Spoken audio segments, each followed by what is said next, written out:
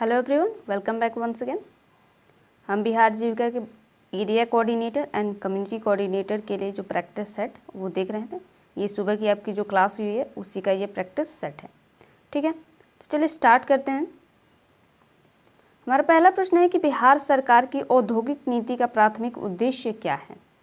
तो पर्यटन को बढ़ावा देना है, कृषि उत्पादन को बढ़ावा देना है, रोजगार का सृजन और आर्थिक विकास करना है, या ग्रामीण व्यवस्था में सुधार करना है। तो आपको पता है कि बिहार सरकार की जो औद्योगिक नीति का इसका प्राथमिक उद्देश्य क्या है, तो रोजगार का सृजन और आर्थिक विकास को बढ़ावा देना इसका मेन पर्पज है। अगर आपको पीडीएफ चाहिए इसकी, तो पीडीएफ आपको टेलीग्राम चैनल पे मिलेगी। ठीक है, टेलीग्राम चैनल का लिंक आपको चैनल पे मिल जाएगा। तो ऑप्शन नंबर सी जो है इसका राइट जवाब होगा। प्रदान की गई जानकारी के अनुसार बिहार की औद्योगिक नीति में मुख्य लक्ष्य रोजगार का सृजन और आर्थिक विकास के माध्यम से गरीबी को कम करना है। ठीक है, सुबह की क्लास हुई है उसी के आधार पर ये सारे प्रश्न हैं। ठीक है, अगला प्रश्न है, आपको पता है कि इसमें 20 प्रश्न आते हैं। ठीक है, तो आपको एंड में बताना होता है कि आपने 20 में से कितने प्रश्नों को सही किया है। अगला प्रश्न है कि बिहार औद्योगिक निवेश प्रोत्साहन पैकेज 2025 का मुख्य लक्ष्य क्या है। तो उद्योगपतियों को मुफ्त में आवास प्रदान करना है, या राज्य में निवेश को बढ़ावा देना है, या राज्य के सभी श्रमिकों को पेंशन देना है, या कृषि ऋण को माफ़ करना है। ठीक है, तो आपको पता है जो बिहार के औद्योगिक जो पैकेज प्रोत्साहन है उसका मुख्य उद्देश्य है, ऑप्शन नंबर बी होगा, राज्य में निवेशकों को बढ़ावा देना। ठीक है, तो ऑप्शन नंबर बी जो है इसका राइट जवाब होगा। अगला प्रश्न है, बिहार की औद्योगिक नीति किस विशिष्ट क्षेत्र को सबसे अधिक प्राथमिकता देती है। तो भारी मशीनरी निर्माण को देती है, खाद्य प्रसंस्करण को देती है, ऑटोमोबाइल उत्पादन को देती है, या खनन या और धातु को देती है। तो आपको पता है कि बिहार में क्या होता है, खाद्य प्रसंस्करण को ज़्यादा प्राथमिकता मिली हुई है। ठीक है, विशिष्ट क्षेत्र है ये। तो ऑप्शन नंबर जो बी होगा इसका राइट जवाब होगा। अगर सुबह की क्लास देखी होगी तो ये सारे प्रश्न आपके लिए ईजी होंगे। ठीक है, इसलिए मैं स्पष्टीकरण को नहीं करा रही हूँ क्योंकि सुबह की ही क्लास है और अभी तक आपको ये सारी चीज़ें याद होंगी ही। ठीक है, क्योंकि सुबह में ही क्लास आपने अटेंड की है। अगला प्रश्न है कि बिहार सरकार ने उद्यमियों के लिए प्रशासनिक प्रक्रियाओं को सरल बनाने के लिए कौन सा पोर्टल शुरू किया है। तो ग्राम विकास पोर्टल शुरू किया है, शिक्षा सहायता पोर्टल शुरू किया है, या सिंगल विंडो क्लियरेंस पोर्टल शुरू किया है, या स्वास्थ्य सेवा पोर्टल शुरू किया है। तो आपको पता है कि कौन सा जो पोर्टल शुरू किया गया, तो सिंगल विंडो क्लियरेंस पोर्टल शुरू किया गया है। जो भी पेपर वर्क होते हैं ऑनलाइन माध्यम से एक ही जगह पे एक ही बार में हो जाएगा। ठीक है, तो इसी को क्या कहा गया कि सिंगल विंडो क्लियरेंस कहा गया। तो ऑप्शन नंबर जो सी है इसका राइट जवाब है। अगला प्रश्न है कि रोजगार सृजन सब्सिडी किस प्रकार गरीबी उन्मूलन में मदद करती है। तो पहला ऑप्शन है कि यह उद्योगों में को मुफ्त बिजली प्रदान करती है, या निवेशकों को ब्याज मुक्त ऋण प्रदान करती है, सरकार द्वारा प्रत्येक कर्मचारी के लिए उद्योगों को प्रोत्साहित करती है, प्रोत्साहन देती है, या किसानों को कृषि मशीनरी खरीदने में मदद करती है। तो जो रोजगार सब्सिडी आपको पता है, यह निवेशकों को ब्याज मुक्त ऋण देती है। ऑप्शन नंबर जो बी होगा इसका राइट जवाब होगा। ऑप्शन नंबर बी इसका रोजगार सृजन सब्सिडी किस प्रकार गरीबी प्रत्येक कर्मचारी के लिए उद्योगों को प्रोत्साहित करती है। ये रोजगार सृजन ओके ऑप्शन नंबर सी ही होगा इसका, क्योंकि जो निवेशक होते हैं, जो निवेशक यानी जो इन्वेस्टर यहाँ पे इन्वेस्ट करेंगे, उनको जो वो कर्मचारी रखेंगे उन पे भी उनको सब्सिडी मिलती है। ठीक है, तो मिस्टेक हो गया था थोड़ा सा। ऑप्शन नंबर सी ही इसका राइट जवाब होगा। रोजगार सृजन सब्सिडी सीधे उद्योगों को नए कर्मचारी रखने के लिए प्रोत्साहित करते हैं, जिसमें प्रत्यक्ष रूप से रोजगार के अवसर पैदा होते हैं और गरीबी कम होती है। ठीक है, तो ये थोड़ा सा मेरे से ही मिस हो गया था क्योंकि सिमिलर ही है, बस थोड़ा सा डिफरेंस है। हालांकि ये पूछ रहा था कि कैसे सब्सिडी के माध्यम से रोजगार में सब्सिडी, यानी जब नया कर्मचारी रखते हैं तो हमने क्लास में देखा था कि उसमें क्या किया जाता है कि उसको सब्सिडी दी जाती है। ठीक है, तो ऑप्शन नंबर जो सी है इसका राइट जवाब है। अगला है कि बिहार की औद्योगिक नीतियाँ महिला और समाज के वंचित वर्गों के लिए कौन से विशेष लाभ प्रदान करती हैं। तो चिकित्सा का लाभ देती है, पूरी तरह से छूट देती है, रोजगार सृजन और विशेष पैकेज देती है, या मुफ्त सार्वजनिक परिवहन देती हैं। तो आपको पता है कि ऑप्शन नंबर जो सी होगा ये राइट जवाब होगा। रोजगार सृजन के लिए विशेष पैकेज प्रदान किया जाता है। ठीक है, अगला है बिहार में औद्योगिक विकास में बुनियादी ढांचे की कमी को दूर करने के लिए कौन सा प्राधिकरण लैंड बैंक का निर्माण करता है? ठीक है, भूमि का एक बैंक कौन तैयार करता है? लैंड बैंक उसको बोलते हैं।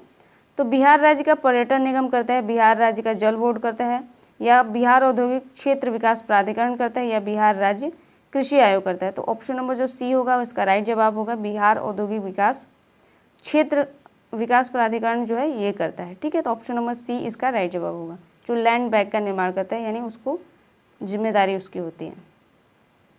अगला प्रश्न है कि बिहार की एथेनॉल उत्पादन प्रोत्साहन नीति 2021 का मुख्य उद्देश्य क्या है? ठीक है, तो सौर ऊर्जा को बढ़ावा देना है, या अतिरिक्त मक्का, चावल और गन्ने का उपयोग करना है, या लघु उद्योग को सब्सिडी देना है, या ग्रामीण क्षेत्रों में सड़कों का निर्माण करना है। तो आपको पता है कि ऑप्शन नंबर 20 का राइट जवाब होगा, मक्का, चावल और गन्ने का उसमें उपयोग करके एथेनॉल को बनाने की इसमें नीति है। ठीक है, तो ऑप्शन नंबर जो बी है इसका राइट जवाब है, जो एक्स्ट्रा चावल या गन्ने या उसकी जो प्रोडक्ट्स होते हैं, बाई प्रोडक्ट्स होते हैं, उनका यूज़ करके एथेनॉल का निर्माण किया जाता है।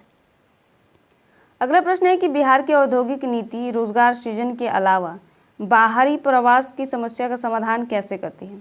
तो केवल सरकारी नौकरियों का वादा करके, या अत्यधिक प्रवास के लिए दंड लगाकर, या स्थानीय कार्यबल को नए उद्योगों के लिए कौशल प्रदान करके, या बाहरी प्रवास करने वाले श्रमिकों को पर कर लगाकर।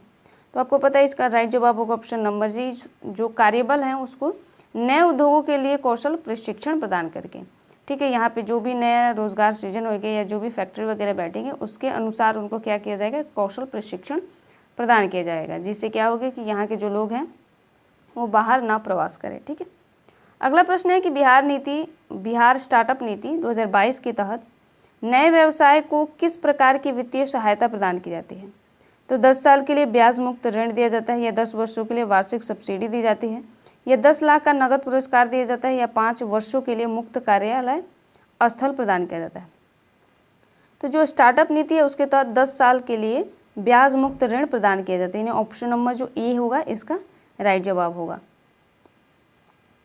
अगला प्रश्न है, बिहार औद्योगिक निवेश प्रोत्साहन पैकेज 2025 के तहत 100 करोड़ रुपए से अधिक के निवेश वाली औद्योगिक इकाइयों को कितने एकड़ भूमि मुफ्त में आवंटित किया जाता है? तो 5 एकड़, 10 एकड़ तक, 15 एकड़ या 25 एकड़।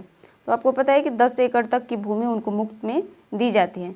ऐसे जो 100 करोड़ का इन्वेस्ट करते हैं और 1000 प्रत्यक्ष डायरेक्ट 1000 जो डायरेक्ट रोजगार का सृजन करते हैं, वैसी कंपनियों को 10 एकड़ तक की भूमि मुफ्त में प्रदान की जा रही है। ठीक है, ये हाल ही में आपको यहाँ पे ध्यान रखना है कि 2025 की जो पैकेज प्रोत्साहन है उसकी बात कर रही है। अगले प्रश्न पे चलते हैं कि प्रदान की गई जानकारी के अनुसार बिहार के औद्योगिक नीतियों में किस प्रकार के उद्योगों को सूक्ष्म, लघु और मध्यम उद्यम में यानी एमएसएमई में माना जाता है, यानी कौन से ऐसे उद्यम हैं जो एमएसएमई के अंतर्गत आते हैं? ठीक है,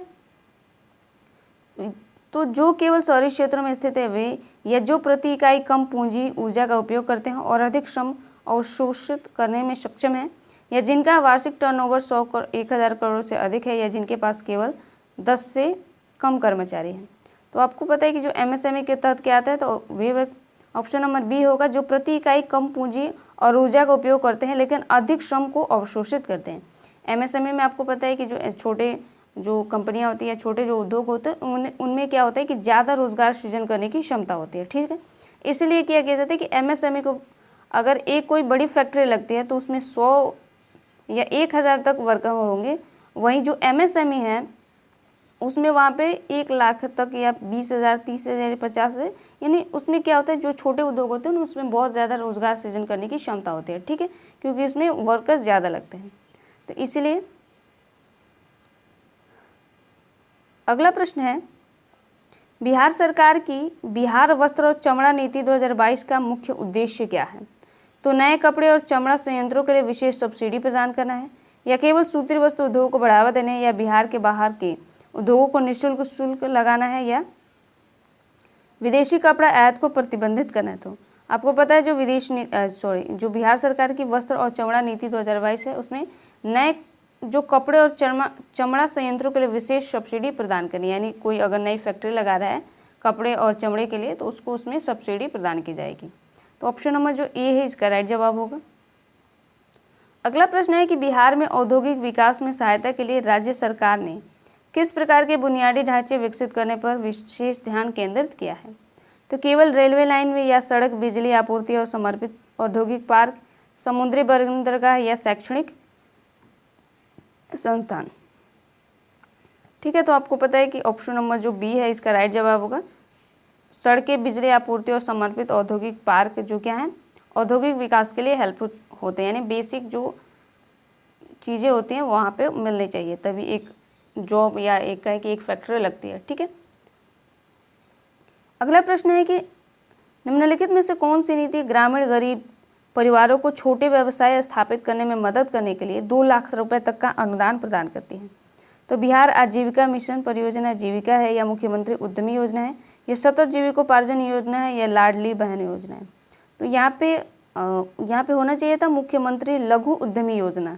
ठीक है, यहाँ पे उद्यमी हो गया, यहाँ पे लघु उद्यमी होना चाहिए था। ठीक है, तो ऑप्शन नंबर बी इसका राइट जवाब होगा। हालांकि यहाँ पे लघु उद्यमी होना चाहिए, लेकिन नहीं है, तो इन चारों में से यही होगा मुख्यमंत्री उद्यमी योजना। ठीक है, आपको पता है कि जो मुख्यमंत्री उद्यमी योजना है, एक उसमें 10 लाख रुपए मिलता है और एक में 2 लाख रुपए मिलता है। ठीक है, तो इसमें जो 2 लाख की बात की गई है इसमें, तो ये उसमें आएगा, लघु में आता है, लेकिन यहाँ पे नहीं दिया हुआ है, इसलिए ऑप्शन बी को ही राइट मानेंगे। ठीक है, अगला प्रश्न है, प्रदान की गई जानकारी के अनुसार बिहार की किस नीति ने बड़े निवेशकों के लिए 14 वर्षों में SGST परियोजना की लागत 300% तक प्रतिपूर्ति की पेशकश करके एक महत्वपूर्ण नीति में बदलाव किया है?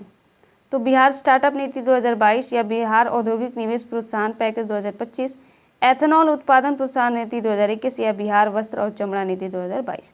तो आपको पता है जो 2025 की अभी हाल ही में ये घोषणा की गई है, इसी में ये जो प्रतिपूर्ति है 300% की उनको उसकी पेशकश की गई है। तो ऑप्शन नंबर जो बी होगा इसका राइट जवाब होगा। ठीक है, अगला प्रश्न है, बिहार सरकार ने उद्यमियों के लिए व्यापार करने में आसानी में सुधार के लिए क्या कदम उठाए हैं? तो केवल करों को समाप्त कर दिया है, या केवल ऑनलाइन शिकायत को स्वीकार किया है, या प्रशासनिक प्रक्रियाओं को सुव्यवस्थित करना और एक सिंगल विंडो प्रणाली लागू की है, या सभी निवेशकों को अनिवार्य कर दिया है? तो आपको पता है कि एक सिंगल विंडो जो प्रणाली उसको लागू की गई है, तो ऑप्शन नंबर जो सी होगा राइट जवाब होगा, जिससे क्या होगा कि यहाँ पे व्यापार करने में आसानी होगी। जो पेपर वर्क लंबा टाइम तक होता था और कई दफ्तरों में आना जाना पड़ता था, तो उससे छुटकारा मिलेगा। एक ही जगह पे ऑनलाइन पोर्टल के माध्यम से आप सभी दस्तावेजों को जमा करके अपना जो बिजनेस है उसको स्टार्ट कर सकते हैं। ठीक है, तो अगला है कि बिहार में औद्योगिक विकास के माध्यम से गरीबी को कम करने के लिए किस क्षेत्र में क्लस्टर आधारित विकास को बढ़ावा दिया जा रहा है? तो सूचना प्रौद्योगिकी में, सूक्ष्म लघु और मध्यम उद्यम क्षेत्र में, केवल बड़े पैमाने के उद्योग में, या केवल खनन औद्योगिक क्षेत्र में? तो आपको पता है कि MSMEs में ये जो है क्लस्टर आधारित विकास को बढ़ावा दिया जा रहा है, यानी ऑप्शन नंबर जो बी होगा इसका राइट जवाब होगा। ठीक है, अगला प्रश्न है कि प्रदान की गई जानकारी के अनुसार बिहार की कौन सी नीति ब्याज सब्वेंशन यानी ब्याज पर छूट और पूंजीगत सब्सिडी जैसे वित्तीय प्रोत्साहन प्रदान करती है? तो बिहार कृषि ऋण योजना, बिहार औद्योगिक निवेश प्रोत्साहन पैकेज 2025, बिहार ग्रामीण आजीविका परियोजना जीविका, या सांसद आदर्श ग्राम योजना? तो आपको पता है कि जो ऑप्शन नंबर बी इसका राइट जवाब होगा। इसी में क्या होता है कि ब्याज पर छूट दी जा रही है, यानी ब्याज सब्वेंशन इसमें दिया जा रहा है। ठीक है, अगला प्रश्न है कि बिहार की औद्योगिक नीतियाँ किस प्रकार सामाजिक रूप से हाशिए पर रहने वाले समूहों और महिला उद्यमियों के उत्थान में मदद करते हैं? तो केवल उन्हें नौकरी के लिए आरक्षण प्रदान करके, विशेष सहायता पैकेज प्रदान करके, निःशुल्क परिवहन प्रदान करके, या मुफ्त भोजन आवास आदि उपलब्ध करा करके? तो आपको पता है कि जो इसका राइट जवाब होगा विशेष सहायता पैकेज प्रदान करके। ठीक है, तो ऑप्शन नंबर जो बी होगा इसका राइट जवाब होगा। और ये हमारा 20 जो था इसका बी राइट जवाब है, और यहाँ पे हमारे जो 20 प्रश्न हैं वो ख़त्म हो चुके हैं। ठीक है, तो अब आपको बताना है कि आपने 20 में से कितने प्रश्न सही किए हैं। सुबह की अगर क्लास आपने देखी होगी तो मेरे हिसाब से 15 प्लस आपके जाने चाहिए। 15 प्लस नहीं, मेरे हिसाब से तो आपका 20 में से 20 राइट होना चाहिए। लेकिन अगर आपने क्लास नहीं लिया है फिर भी अगर आप इसको सॉल्व कर पा रहे हैं तो बहुत अच्छी बात है। ठीक है, तो कमेंट में ज़रूर बताइएगा कि आपने 20 में से कितने प्रश्नों को सही किया है। ठीक है, तो मिलते हैं नेक्स्ट वीडियो में गाइस, तब तक के लिए धन्यवाद।